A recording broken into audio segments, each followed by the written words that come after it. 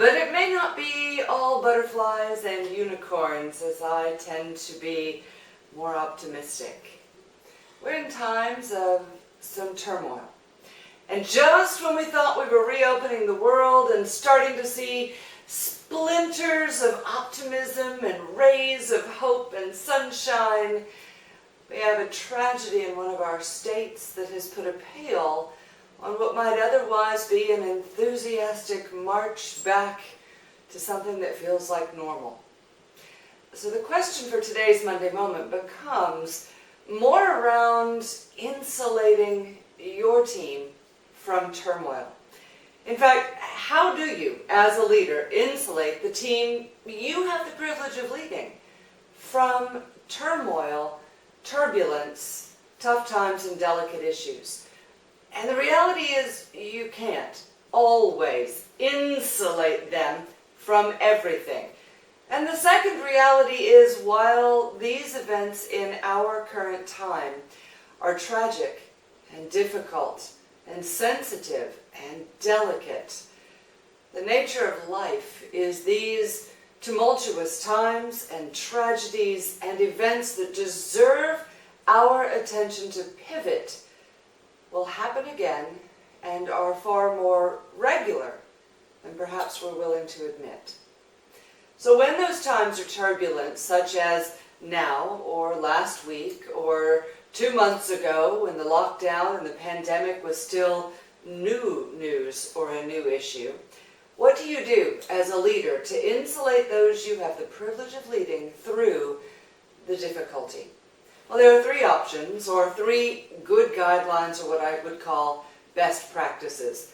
And you'll find those 3 in today's Monday Moment.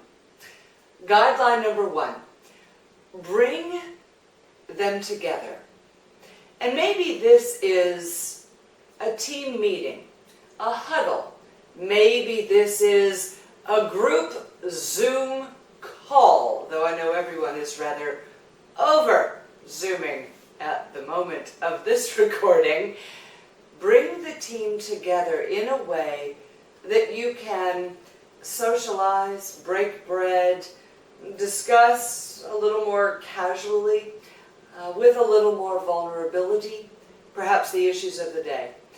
Bring them together in a way that is creating camaraderie, creating collaboration, and isn't so focused on just the business. Bring the team together face to face if possible, if not, in a way that leads them to feel bonded and unified and together. This does not mean there is 100% agreement on any issue or topic. This also may mean that there are topics and issues that you avoid discussion of altogether. But bringing them together truly embodies the definition of team, but also allows them to cling to at least one area in their world in which they are part of something bigger, perhaps part of a tribe, even if it's just the tribe focused on complaining about the dinner shift at the restaurant. Or maybe your tribe talks about investors and portfolios, or maybe your tribe talks about insurance, or maybe your tribe talks about the real issues of burnout and fear and stress-induced fatigue of our healthcare workers and, in some cases, system.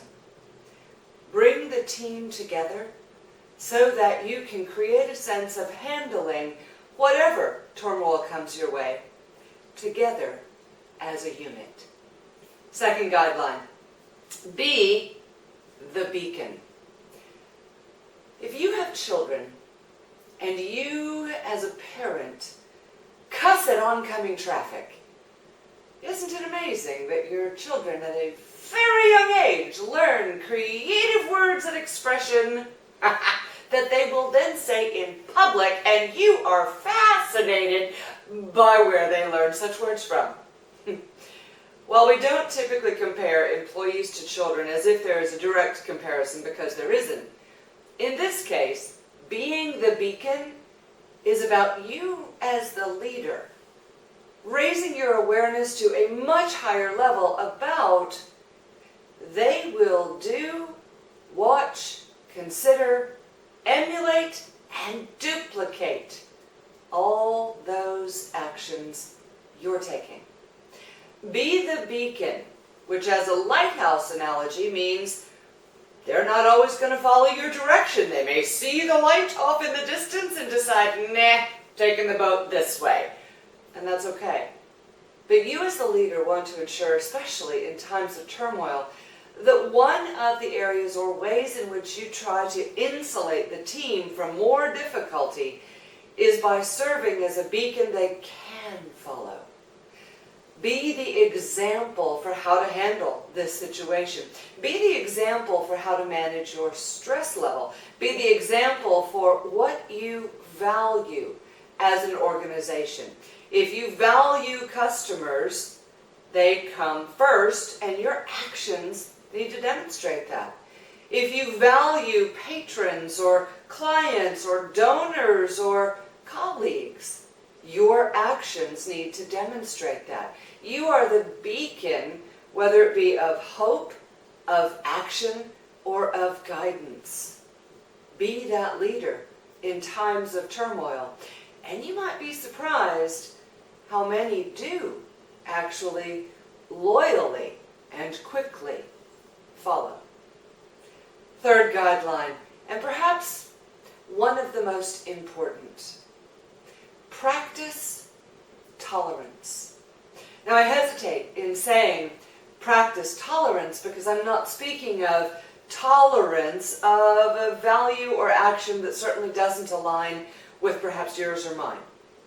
I'm speaking about practicing tolerance among the team of people you have the privilege of leading. Some will agree with your way of thinking. Great. Some won't. So what?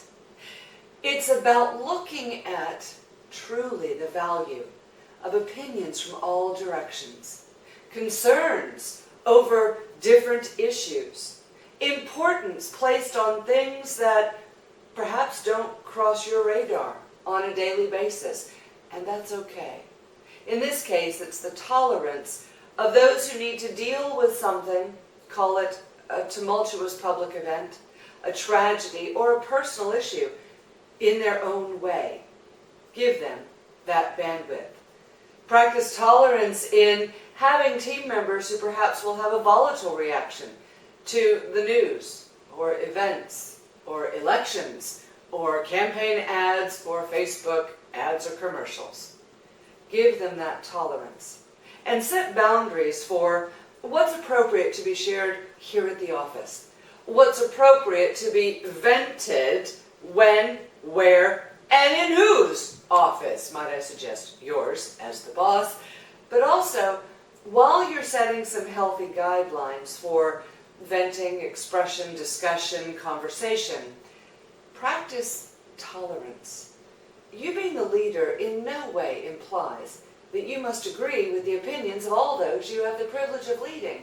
It does mean, much as many of the protests are suggesting and standing up for this aspect of humanity, that you tolerate the multitude of differences. The times we are living in, it seems every day, have an event that's newsworthy or gut-wrenching or heartbreaking in nature.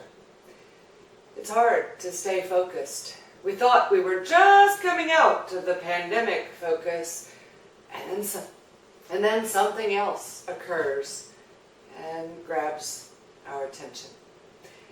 We are all in this together. You, in your department, in your organization, and in your association, are all in this together. Among the team, you have the privilege of leading.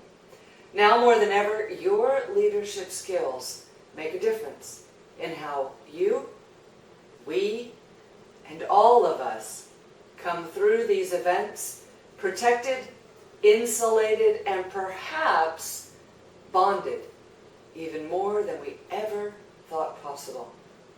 I'm Monica Wofford, and that's your Monday Moment. Stay tuned for more relevant, time-sensitive leadership guidance, tips, and guidelines.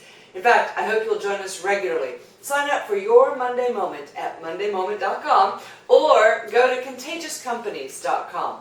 You'll see the pop-up show up in the middle of the screen and also a plethora of valuable training resources. Although the connotation is different these days, there's a great deal of value for you to be involved in the contagious community. We'll talk soon, and in the meantime, have an amazing week.